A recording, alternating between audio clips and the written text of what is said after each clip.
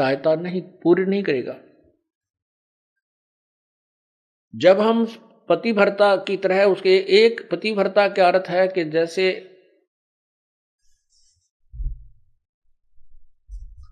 अपने पति के अतिरिक्त किसी भी परपुरुष में आस्था ना हो,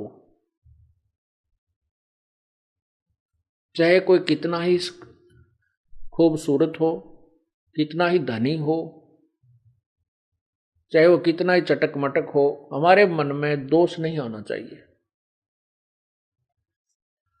और एक अपने पति पर हमने श्रद्धा रखनी चाहिए, उसमें आस्था रखनी चाहिए, तो हम पतिव्रता का अर्थ ये भी नहीं होता कि पति के अतिरिक्त सबका अनादर करे, किसी का अनादर नहीं करना। जैसे जेठ जेठानी घर में होते हैं, जेठ है, जेठानी है, देवर देवरानी है, ननंद है छोटी बड़ी, सास ससुर हैं, इन सबको यथोचित सत्कार देना पतिव्रता का प्रथम कर्तव्य है। लेकिन जो समर्पण अपने पति में होता है वो किसी में नहीं हो सकता, नहीं होना चाहिए, तो हम पतिव्रता हैं।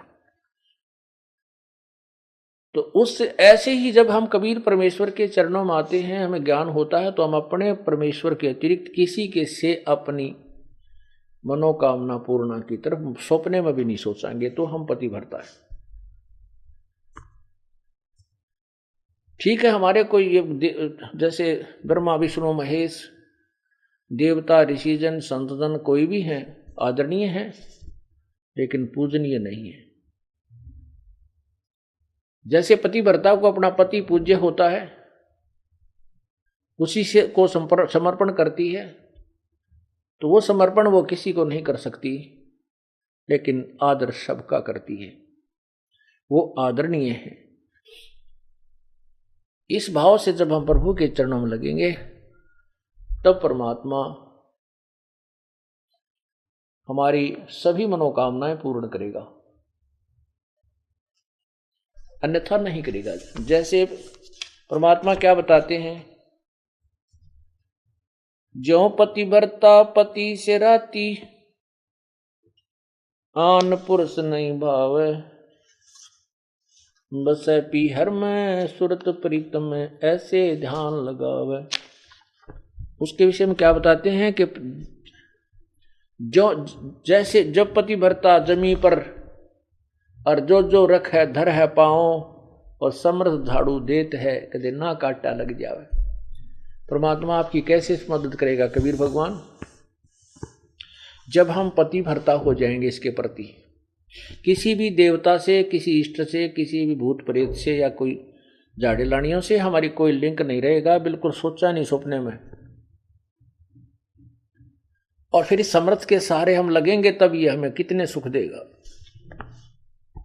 जब जो पतिव्रता जमी पर जो जो धर है पाँव, समर्थ झाड़ू देत है ना काटा लग जावे। जैसे पतिव्रता स्त्री कहते पानी को चलेगी पानी भरने के लिए, अर्थात अपने जीवन रूपी सफर में वो चलती है। आत्मा जो केवल एक इष्ट पूर्ण परमात्मा कबीर जी पर आश्रित है, उसके जीवन रूपी सफर में, जीवन रूपी रास्ते यात्रा में, यात्रा के मार्ग में वो परमात्मा समर्थ भगवान कबीर परमात्मा ऐसे झाड़ू देता है। झाड़ू मीन हमारे आने वाले जीवन में जो संकट हो, पाप कर्म रूपी कांटों को वो साफ करता रहता है कि कहीं मेरी आत्मा को पीड़ा ना लगे, कोई दुख ना हो जाए। अब आपको थोड़ा सा परमात्मा की महिमा सुनाते हैं, पतिव्रता कैसे होनी चाहिए, अर्थात हम प्रभु पर कैसे आश्रित हों। ग्रीव सुकर्मी पतिव्रता सो आन उपावन मूल, एक पुरुष से परस है पतिव्रता समतूल। पतिव्रता का निष्कर्ष बताता हूं। आन उपावन मूल, बिल्कुल भी किसी और की पूजा नहीं करे, वो पतिव्रता आत्मा होती है। एक पुरुष जैसे इसमें दोनों ही पहलुओं पर विवरण दिया है, जैसे स्त्री अपने ही पति एक ही पुरुष पर आश्रित रहे, ऐसे ही आत्मा एक पुरुष यानी एक परमात्मा पर आश्रित रहे, कबीर भगवान पर। पतिव्रत सुकर्मी सो जानिए, एक पुरुष से रात, निर्दाव निर्भयता ना दूजे से बात। अपने मनोरथ पूर्णा के लिए वो किसी अन्य पुरुष से बात, किसी अन्य भगवान की इच्छा नहीं करती, वो पतिव्रता होती है। ग्रीवी सवाल सुखन किसको कहे, पतिव्रता सो नार, हुक्म अदूल न मेट ही, सो पतिव्रता पार। देखो कितनी गहराई से बता रहे हैं, केवल यही एक लक्षण नहीं है पतिव्रता का। क्या बताते हैं कि पतिव्रता तो हो गई, अच्छी बात है, लेकिन पति कहता है वहां नहीं जाना और वो वहां अवश्य जाती है। पति कहता है ये काम नहीं करना और उसको करती है, तो वो भी पूर्ण पतिव्रता नहीं है। इसमें यही समझाना चाहे, जैसे हम संत आपको आदेश देता है गुरुदेव के बेटा चोरी नहीं करना, बीड़ी नहीं पीना, मांस नहीं खाना, सिनेमा नहीं देखना, ब्याज नहीं लेना, और आप वैसे तो कबीर परमात्मा के अतिरिक्त किसी को नहीं मान रहे हो और ये मर्यादा पालन कर नहीं रहे, तो भी आप पार नहीं हो। क्या बताते हैं, सवाल सुखन किसको कहे, पतिव्रता सो नार, हुक्म अदूल न मेट ही, सो पतिव्रता पार।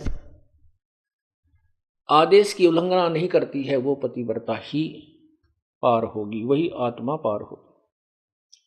गुरु वचन निश्चय कर मन, पूरे गुरु की सेवा ठान।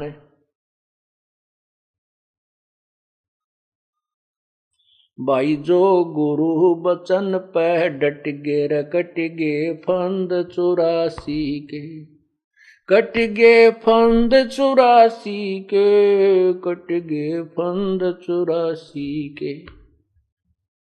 भाई जो गुरु बचन पर डट गे रकट गे फंद 84 के। वस्तु मिली ठोड़ की ठोड़, मिट गी मन पापी की दौड़। वस्तु मिली ठोर की ठोर, मिट गी मन पापी की दौड़।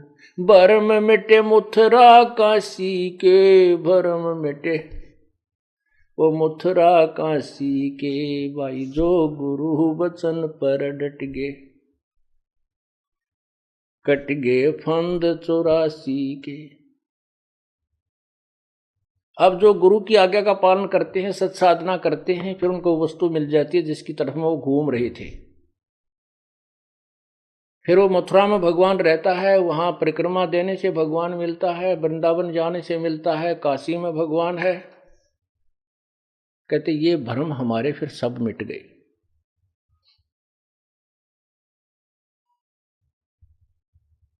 उसी के ऊपर यहां कहा है, घर आंगन एक सारे है, वचन उल्लंघना होई। घर आंगन एक सार समझे, पति भरता अपने घर में रहे चाहे बाहर रहे, उसके आव भाव, उसका चलना बैठना उठना बोलना ऐसा ही रहे जैसे वो घर में रहती है। बाहर भी एक जैसा ही व्यवहार करे और वचन उल्लंघन ना करे। घर आंगन एक सारे है, वचन उल्लंघना होई। आन खसम से ओलने, पतिव्रता है सोई। आन खसम यानी और अन्य पति नहीं बनावे, उससे ओलना माने आड रखे, पतिव्रता है सोई। आन खसम से हंसत है वो चंडी चोर चुड़ैल। जिनसे क्या घर बासे है, घर में बसे घुड़ैल। अब क्या बताते हैं परमात्मा के, जैसे कोई पतिव्रता स्त्री दूसरे पुरुष के साथ मजाक करती रहती है,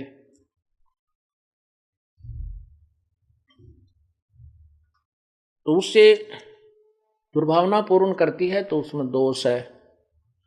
वो कहते हैं वो तो एक भूतनी बसा है घर में, और उससे क्या घर, जिनसे क्या घरवास है, घर में बसे गुड़ैल। ऐसे ही ये पतिव्रता यहां आत्मा की तरफ ज्यादा संकेत है। परमात्मा कहते हैं कि मुझे ऐसे ही अच्छे नहीं लगोगे यदि तुम ऊपर से तो कबीर साहब करते हो, अब कबीर पंथी हैं, कबीर साहब के मानने वाले, अंदर से सारे ही देवताओं की पूजा करते रहते हो, आन खसम से हंसत है। वो चंडी चोर चुड़ैल परमात्मा इतने नाराज होते हैं। कहते हैं परमात्मा 100 वर्ष सतगुरु की पूजा एक दिन आन उपासी, वो अपराधी आत्मा फिर पड़े काल की फांसी। 100 वर्ष तो ये साधना करते रहना जो हम आपको बता रहे हैं, और एक दिन अन्य पूजा कर लेना, परमात्मा कहते हैं वो अपराधी आत्मा पड़े काल की फांसी। तो ऐसी गलती क्यों करेंगे हम? तब करेंगे जब हम ज्ञान नहीं सुन पाएंगे और ज्ञान उस दूसरे ज्ञान के लोगों से हम ज्यादा संबंध रखेंगे तो वो हमें विचलित कर डालेंगे।